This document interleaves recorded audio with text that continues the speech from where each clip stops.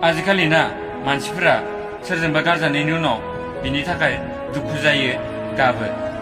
आं बेखौनो बुंनो सानो, सोरनिबा थाखाय गाबनानै सोरनिबा थाखाय दुखु जानानै खुनु लाब गैया।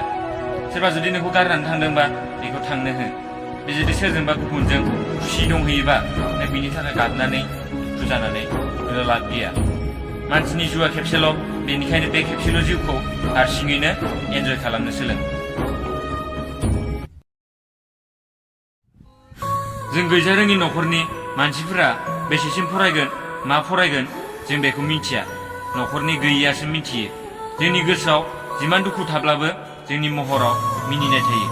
जों सोरनोबा गोसो होनायाथ' गोजाननि खोथा, जों सोरनोबा गोसोनि खोथाखौनो फोरमायनो हाया। बिदिनो जायो गैजारोङिनि न'खरनि मानसिफोरा।